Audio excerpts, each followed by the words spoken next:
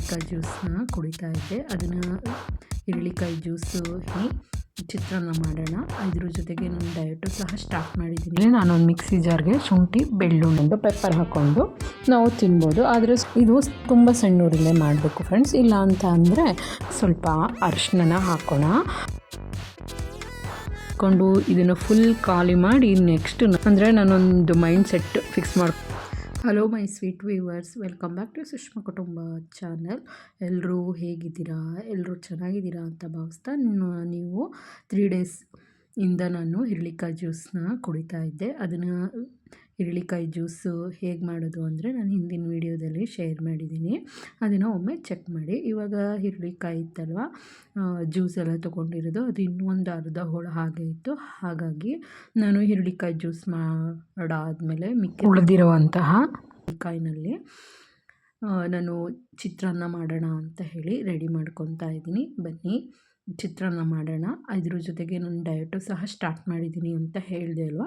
ಇದಕ್ಕೂ ಒಂದು ಸೈಡ್ಸಾಗಿ ಕೋಸಂಬರಿನ ರೆಡಿ ಮಾಡ್ಕೊಳ್ಳೋಣ. ಬೇರೆಯವ್ರು ಹೇಗೆ ಮಾಡ್ತಾರೋ ಗೊತ್ತಿಲ್ಲ. ಇಲ್ಲಿ ನೋಡಿಲಿ ನಾನೊಂದು ಮಿಕ್ಸಿ ಜಾರ್ಗೆ ಶುಂಠಿ, ಬೆಳ್ಳುಳ್ಳಿ, ಹಾಗೆಯೇ ಒಣಮೆಣ್ಸಿನ್ಕಾಯಿ ಮತ್ತು ಕರಿಬೇವಿನ ಸೊಪ್ಪು ಇಷ್ಟನ್ನು ಹಾಕ್ಕೊಂಡಿದ್ದೀನಿ. ಬೇಕು ಅಂತ ಅಂದರೆ ಒಣಮೆಣ್ಸಿನ್ಕಾಯಿ ಜಾಗಕ್ಕೆ ಹಸಿರು ಮೆಣಸಿನ್ಕಾಯಿನೂ ಸಹ ಹಾಕೊಬೋದು. ಇವಾಗ ಸಮ್ಮರ್ ಆಗಿರೋದ್ರಿಂದ ಗ್ಯಾಸ್ಟ್ರಿಕ್ ಜಾಸ್ತಿ ಆಗುತ್ತೆ ಅಂತ ಹೇಳಿ ನಾನು ಒಣಮೆಣ್ಸಿನ್ಕಾಯಿನ ಯೂಸ್ ಮಾಡ್ತಾಯಿದ್ದೀನಿ. ಇನ್ನೊಂದು ಕಡೆ ನೋಡಿ ನಾನು ಒಗ್ಗರಣೆಗೆ 2 ಈರುಳ್ಳಿ ಹೆಚ್ಕೊಂಡಿದ್ದೀನಿ. ಹಾಗೆ ಕೋಸಂಬರಿಗೆ ಅಂತಲೇ ಹೇಳಿ ಚಿಕ್ಕದಾಗಿ ಒಂದು ಅರ್ಧ ಈರುಳ್ಳಿನ ಕಟ್ ಮಾಡಿ ಇಟ್ಕೊಬಿಟ್ಟಿದ್ದೀನಿ. ಅದು ಕೋಸಂಬರಿಗೆ ಸೈಡಲ್ಲಿ ಇರಲಿ.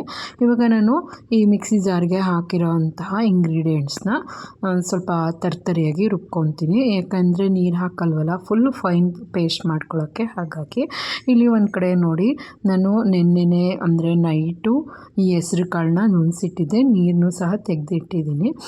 ಇಷ್ಟು ಇಂಗ್ರೀಡಿಯೆಂಟ್ ಹಾಕಾದ್ಮೇಲೆ ಫ್ರೆಂಡ್ಸ್ ಇದನ್ನು ತರ್ತರಿಯಾಗಿ ರುಬ್ಕೊಂಡು, ನೀರು ಹಾಕಿದ್ರೆ ನಿಮಗೆ ಚಿತ್ರಾನ್ನ ಕೆಟ್ಟೋಗುತ್ತೆ, ನೀರು ಹಾಕಬಾರ್ದು, ಡ್ರೈ ಆಗಿ ರುಬ್ಕೊಂಡು ಬರೋಣ. ಈಗ ಇಷ್ಟು ಡ್ರೈ ಆಗಿ ರುಬ್ಕೊಂಡ್ಬಂದ್ಬಿಟ್ರೆ ನಮಗೆ ಈಸಿಯಾಗಿ ಚಿತ್ರಾನ್ನನೂ ಮಾಡ್ಬೋದು. ಮತ್ತು ಈ ಊಟದಲ್ಲಿ ಕರಿಬೇವಿನ ಸೊಪ್ಪು, ಮೆಣಸಿನ್ಕಾಯಿ, ಈ ಕೊತ್ತಂಬರಿ ಸೊಪ್ಪು ಎಲ್ಲನೂ ತೆಗೆದು ಹಾಕ್ತಾರಲ್ಲ, ಅವ್ರಿಗೆ ಸಿಂಪಲಾಗಿ ಈಸಿಯಾಗಿ ಈ ಥರ ಮಾಡಿ ತಿನ್ನಿಸ್ಬಿಡ್ಬೋದು. ಎಲ್ಲನೂ ಅವ್ರ ದೇಹಕ್ಕೆ ಈ ಕರಿಬೇವಿನ ಸೊಪ್ಪಲ್ಲೂ ಸಹ ತುಂಬ ಒಳ್ಳೆ ವಿಟಮಿನ್ಸ್ಗಳಿರ್ತವೆ. ನಮ್ಮ ಹೇರ್ ಗ್ರೋತ್ಗಂತೂ ತುಂಬ ಒಳ್ಳೆಯದು. ಆವಾಗ ನಾವು ಈ ಕರಿಬೇವಿನ ಸೊಪ್ಪು ಕಟ್ ಮಾಡ್ಕೊಂಡು ಬಂದು ಅಡುಗೆಗೆ ಯೂಸ್ ಮಾಡಿದಷ್ಟು ಪ್ರಯೋಜನ ಸಿಗುತ್ತೆ. ಅಂದರೆ ಟೋಟಲಾಗಿ ಹೇಳಬೇಕು ಅಂದರೆ ಈ ಚಿತ್ರಾನ್ನ ತಿನ್ನಬೇಕಾದ್ರೆ ಸೈಡ್ಸ್ಗೆ ಎತ್ತಿಡೋಕ್ಕೆ ಏನೂ ಇರಲ್ಲ. ವೆಯ್ಟ್ ಮಾಡಿ, ಹಾಗಾದರೆ ಈರುಳ್ಳಿ ಒಂದು ಸಿಗುತ್ತೆ ಅಂತ ನೀವು ಯೋಚನೆ ಮಾಡ್ತಿರ್ಬೋದು ಅಲ್ವಾ. ಈರುಳ್ಳಿ ತಿನ್ನಲ್ಲ ಅಂತ ಅನ್ನೋರಿಗೆ ಏನೂ ಮಾಡೋಕ್ಕಾಗಲ್ಲ, ಇದನ್ನು ಸಹ ರುಬ್ಬಿಟ್ಟು ಹಾಕೊಬೋದು. ಆದರೆ ನಾನು ಈರುಳ್ಳಿ ಸ್ವಲ್ಪ ನನಗೆ ಬಾಯಿಗೆ ಸಿಗಬೇಕು, ಹಾಗಾಗಿ ಈ ಚಿತ್ರಾನ್ನ ಚೆನ್ನಾಗಿರುತ್ತೆ ನೋಡಿ. ಇವಾಗ ರುಬ್ಬಿಟ್ಕೊಂಡಿದ್ದೀನಿ. ಇವಾಗ ನಾನು ಒಗ್ಗರಣೆ ಮಾಡೋಕ್ಕೆ ಅಂತ ಹೇಳಿ ಒಂದು ಕಡಾಯಿ ಇಟ್ಕೊತೀನಿ. ಕಡಾಯಿಗೆ ನಿಮ್ಗೆ ಗೊತ್ತಿರೋ ಪ್ರಕಾರನೇ ಎಣ್ಣೆ ಹಾಕಬೇಕು. ಎಣ್ಣೆ ಎಲ್ಲ ಹಾಕಾದ್ಮೇಲೆ ಚಿಟಪಟ ಸೌಂಡ್ಗೆ ಸಾಸಿವೆ ಅಂತೂ ಹಾಕಲೇಬೇಕು. ನೋಡಿ ನಾನು ಸ್ವಲ್ಪ ಎಣ್ಣೆನ ಜಾಸ್ತಿ ಯೂಸ್ ಮಾಡ್ತಾಯಿಲ್ಲ, ಯಾಕಂದರೆ ಜಾಸ್ತಿ ಯೂಸ್ ಮಾಡಿದ್ರೆ ಫ್ಯಾಟ್ ಜಾಸ್ತಿ ಆಗುತ್ತೆ ಅಂತ ಹೇಳಿ, ಹೆಲ್ತ್ ಕಾನ್ಷಿಯಸ್ಸು ಮತ್ತು ಡಯಟ್ ಕಾನ್ಷಿಯಸ್ಸು ಇರಲಿ ಅಂತ ಹೇಳಿ ಸ್ವಲ್ಪ ಎಣ್ಣೆ ಹಾಕ್ಕೊತಾ ಇದ್ದೀನಿ. ಈ ಎಣ್ಣೆ ಹಾಕಾದ್ಮೇಲೆ ನೋಡಿ ಜಾಸ್ತಿ ಆಗ್ಬಿಡ್ತು ಎಣ್ಣೆ ಫ್ರೆಂಡ್ಸ್, ಹಾಗಾಗಿ ಸ್ವಲ್ಪ ಎಣ್ಣೆನ ನಾನು ತೆಗೆದಿಟ್ಕೊಂಡ್ಬಿಡ್ತೀನಿ. ಇವಾಗ ಕಾಯ್ದಿರೋ ಅಂತಹ ಎಣ್ಣೆಗೆ ನಾನು ಸಾಸಿವೆ ಮತ್ತು ಕಡಲೆಬೀಜ ಇಷ್ಟನ್ನು ಹಾಕ್ಕೊಂಡು ಫ್ರೈ ಮಾಡ್ಕೊತೀನಿ.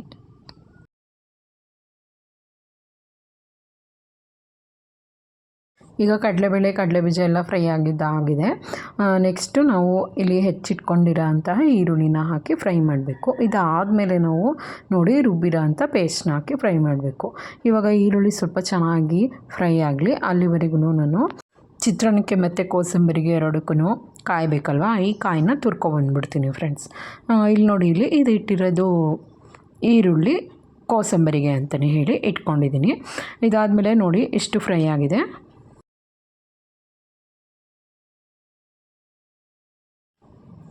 ಇವಾಗ ನೋಡಿ ಫ್ರೆಂಡ್ಸ್, ಈ ಕೋಸಂಬರಿ ತೊಗೊಂಡಿದ್ದೀವಲ್ಲ, ಇದಕ್ಕೆ ಸ್ವಲ್ಪ ಈರುಳ್ಳಿ ಹಾಕ್ಕೊಳ್ಳೋಣ ಕೋಸಂಬರಿ ಮಾಡೋಕ್ಕೆ.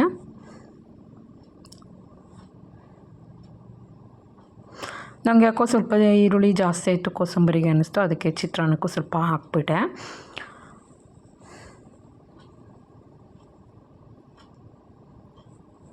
ಇವಾಗ ನೆಕ್ಸ್ಟ್ ಒಂದು ಇಂಗ್ರೀಡಿಯೆಂಟ್ಸ್, ಈ ಸೌತೆಕಾಯಿನ ಕಟ್ ಮಾಡ್ಕೊಬೇಕು. ಕೋಸಂಬರಿ ಅಂದಮೇಲೆ ಸೌತೆಕಾಯಿ ಇರಲೇಬೇಕಲ್ವಾ, ಹಾಗಾಗಿ ಈಗ ಈ ಬೇಡ ಅಂತ ಹೇಳಿದ್ರೆ ಹಾಗೂ ಡ್ರೈ ಆಗಿ ಈರುಳ್ಳಿ ಹಾಕ್ಕೊಂಡು ಮತ್ತು ನೆನೆಸಿರೋ ಅಂತಹ ಹೆಸರು ಕಾಳನ್ನ ಹಾಕ್ಕೊಂಡು ಪೆಪ್ಪರ್ ಹಾಕ್ಕೊಂಡು ನಾವು ತಿನ್ಬೋದು. ಆದರೆ ಸ್ವಲ್ಪ ಸೌತೆಕಾಯಿ ಇದ್ದರೆ ಹೊಟ್ಟೆನೂ ಫುಲ್ ಆಗುತ್ತೆ ಅಲ್ವಾ, ಹಾಗಾಗಿ ನಾನು ಇವಾಗ ಸೌತೆಕಾಯಿನ ಸಿಪ್ಪೆ ತೆಗೆದು ಇಟ್ಕೊತಾ ಇದ್ದೀನಿ ಮತ್ತು ಹಾಗೆಯೇ ಸಣ್ಣದಾಗಿ ಕಟ್ ಮಾಡ್ಕೊತಾ ಇದ್ದೀನಿ ಕೂಡ.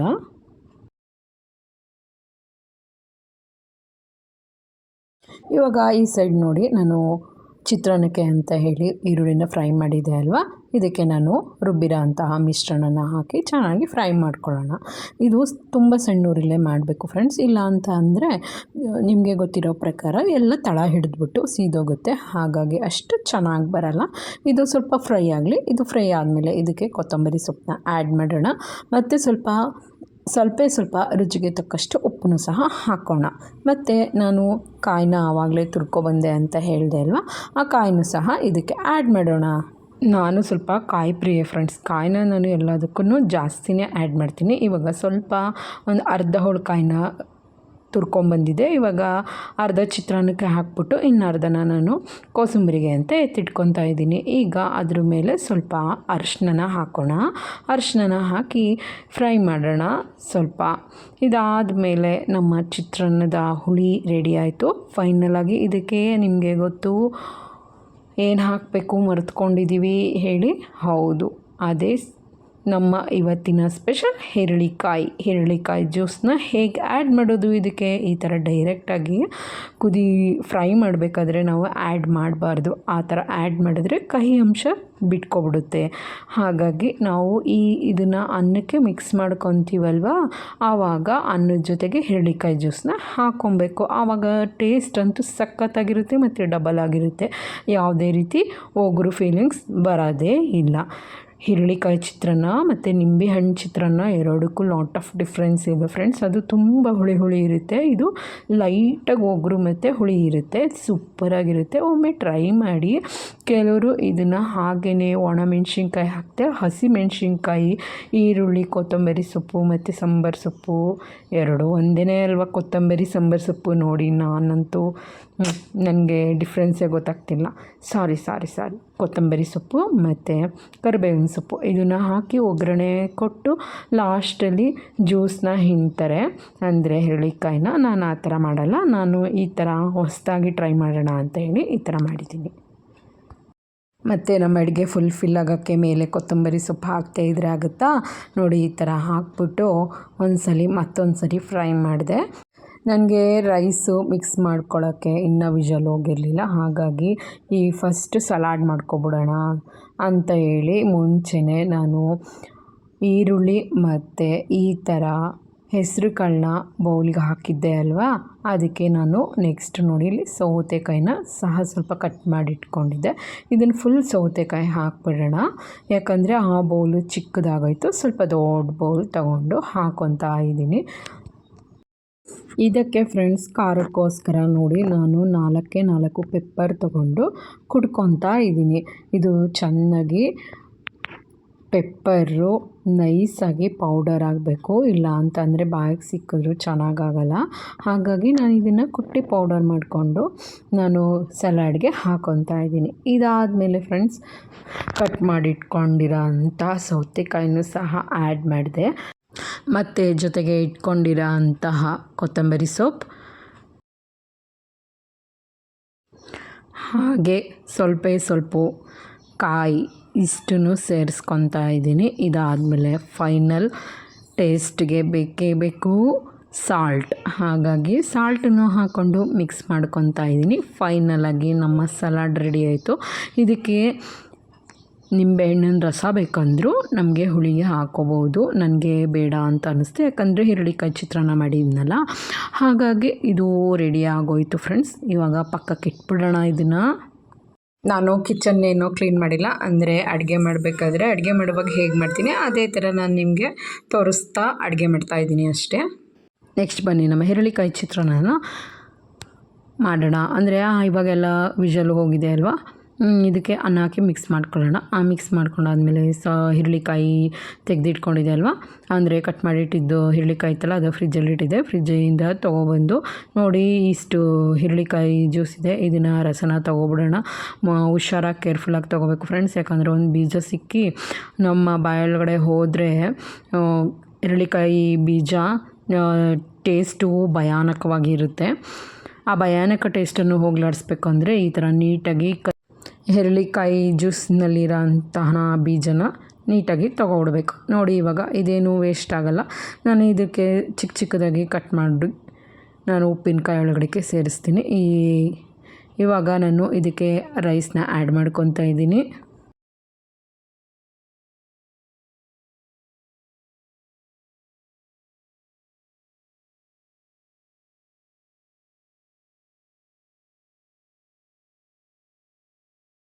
ನೋಡಿ, ಫೈನಲಾಗಿ ನಮ್ಮ ಚಿತ್ರಾನ್ನ ಈ ಥರ ಕಾಣಿಸ್ತಿದೆ ಫ್ರೆಂಡ್ಸ್. ಮತ್ತು ಸಲಾಡು ಸಹ ರೆಡಿಯಾಗಿದೆ. ಇವಾಗ ನನ್ನ ತಿಂಡಿ ಟೈಮಲ್ಲಿ ಫ್ರೆಂಡ್ಸ್ ನೋಡಿ, ಸಬ್ಜಾ ಸೀಡ್ಸ್ನ ವಾಕಿಂದ ಬಂದು ವಾಟರ್ ಬಾಟ್ಲಿಗೆ ಹಾಕ್ಕೊಂಡಿದ್ದೆ. ಇದನ್ನು ನಾನು ನನ್ನ ಗ್ಲಾಸ್ ಇದೆ, ನನ್ನ ಫೇವ್ರೆಟ್ ಗ್ಲಾಸ್, ಈ ಗ್ಲಾಸ್ ಒಳಗಡೆ ಹಾಕ್ಕೊಂಡು ಇದನ್ನು ಫುಲ್ ಖಾಲಿ ಮಾಡಿ ನೆಕ್ಸ್ಟ್ ನಾನು ಸಲಾಡ್ ತಿನ್ನೋಕ್ಕೆ ಹೊರಟಿದ್ದೀನಿ.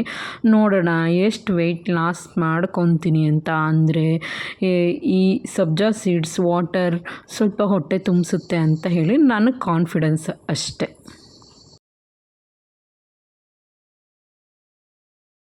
ಸಬ್ಜಾ ವಾಟರ್ ಕುಡಿದಿದ್ದಾಯಿತು. ಇವಾಗ ನೆಕ್ಸ್ಟ್ ನಮ್ಮ ಸಲಾಡ್ನ ತಿನ್ಕೊಂಬಿಡೋಣ. ಇದಾದಮೇಲೆ ನೆಕ್ಸ್ಟ್ ಫ್ರೆಂಡ್ಸ್ ನೋಡಿ, ಸೀಕ್ರೆಟ್ ಅಂದರೆ ಕ್ಯೂರಿಯಾಸಿಟಿಗೆ ಕಾಯ್ತಾ ಇರಿ, ವೆಯ್ಟ್ ಮಾಡಿ. ಹಾಗೆಯೇ ಇದು ಬೇಗ ತಿನ್ಕೊಂಬಿಡ್ತೀನಿ ಸಲಾಡ್ ತಿಂದಾದಮೇಲೆ ನೋಡಿ, ಈ ಬೌಲ್ ತೊಗೊಂಡಿದ್ದೀನಲ್ವ, ಇದೇ ಬೌಲ್ ಮೆಜರ್ಮೆಂಟಲ್ಲಿ ನಾನು ಇಷ್ಟು ಈರುಳ್ಳಿಕಾಯಿ ಚಿತ್ರಾನ್ನ ತಿನ್ನಬೇಕು ಅಂತ ಇವತ್ತಿಂದ ಡಿಸೈಡ್ ಮಾಡಿಬಿಟ್ಟಿದ್ದೀನಿ. ಅಂತ ಅಂದರೆ ಇದೊಂದು ಮೆಜರಿಂಗ್ ಕಪ್ಪಲ್ಲಿ ನಾನು ಡೈಲಿ ನನ್ನ ರೈಸ್ ಐಟಮ್ನ ಮೆಜರ್ ಮಾಡ್ಕೊಂಡು ತಿನ್ನೋಣ ಅಂತ ಹೇಳಿ ಡಿಸೈಡ್ ಮಾಡ್ಕೊಬಿಟ್ಟಿದ್ದೀನಿ. ಏನಂತೀರಾ ಈ ನನ್ನ ಕಾನ್ಸೆಪ್ಟ್ಗೆ? ಇಷ್ಟ ಆಯಿತಾ ಈ ಕಾನ್ಸೆಪ್ಟ್ ನಿಮಗೆ?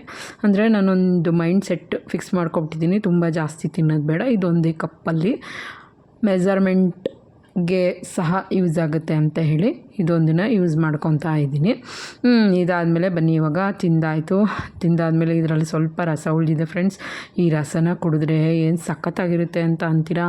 ನೀವು ಕುಡ್ದಿಲ್ಲ ಅಂದರೆ ನಿಮ್ಮ ಮನೆಯಲ್ಲಿ ಕೋಸಂಬರಿ ಮಾಡಿದಾಗ ಕುಡೀರಿ, ಸೂಪರ್ ಟೇಸ್ಟಿಯಾಗಿರುತ್ತೆ. ನೀವೇ ಹೇಳ್ತೀರಾ, ನಾನು ಹೇಳಿದ ನಿಜ, ಅಷ್ಟೊಂದು ಟೇಸ್ಟಾಗಿರುತ್ತೆ ಈ ಸೌತೆಕಾಯಿ ರಸ. ಮತ್ತು ಇದರಲ್ಲೆಲ್ಲ ಹೆಸರು ಕಾಳು ಸಲಾಡ್ ಮಾಡಿದಾಗ, ಹೆಸರು ಬೇಳೆ ಮಾಡಿದಾಗ ಹೆಸರು ಬೇಳೆ ರಸ ಬಿಟ್ಟಿರುತ್ತಲ್ಲ, ಅದಂತೂ ಸೂಪರಾಗಿ ಸಖತ್ತಾಗಿರುತ್ತೆ. ಈಗ ನನ್ನ ಮೆಜರ್ಮೆಂಟ್ ಕಪ್ಪಲ್ಲಿ ನಾನು 1 ಕಪ್ ರೈಸ್ ಹಾಕ್ಕೊತಾ ಇದ್ದೀನಿ. ಸಾರಿ, ನನ್ನ ಕ್ಯಾಮ್ರಾಗೆ ನಾನೇ ಅಡ್ಡ ನಿಂತ್ಬಿಟ್ಟಿದ್ದೀನಿ. ಈಗ ಇದೊಂದು ಕಪ್ ಈರುಳ್ಳಿಕಾಯಿ ಚಿತ್ರಾನ್ನ ತಿಂದ್ಬಿಟ್ಟು ನನ್ನ ಇವತ್ತಿನ ತಿಂಡಿನ ಮುಗಿಸ್ಕೊತಾ ಇದ್ದೀನಿ. ನೋಡೋಣ ನೆಕ್ಸ್ಟು ಇದನ್ನೇ ಮೇಂಟೈನ್ ಮಾಡ್ತೀನ ಹೇಗೆ ಅಂತ ಕಾದು ನೋಡಿ. ನೀವು ಇದೇ ಥರ ನಾವು ವೀಡಿಯೋನ ವಾಚ್ ಮಾಡ್ತಾಯಿರಿ. ನಾನು ಕದ್ದಂಗೆ ಏನಾರು ತಿಂದ್ಬಿಟ್ರು ಸ್ವಲ್ಪ ಸಜೆಷನ್ ಮಾಡ್ತಾ ಇರಿ ಫ್ರೆಂಡ್ಸ್. ಓಕೆ, ಇದನ್ನು ತಿನ್ಕೊಂಬತ್ತೀನಿ. ನೆಕ್ಸ್ಟ್ ಸಿಗೋಣ. ನೆಕ್ಸ್ಟ್ ನಾಳಿನ ಡಯಟ್ ಫುಡ್ ಏನು ಅಂತ ವೆಯ್ಟ್ ಮಾಡ್ತಾಯಿರಿ. ಹಾಗೆ ಈ ವಿಡಿಯೋ ಇಷ್ಟ ಆಯಿತು, ಈ ಕಾನ್ಸೆಪ್ಟ್ ಇಷ್ಟ ಆಯಿತು ಅಂದರೆ ಕಮೆಂಟ್ ಮಾಡೋದನ್ನು ಮಾತ್ರ ಮರಿಬೇಡಿ ಫ್ರೆಂಡ್ಸ್. ಬಾಯ್.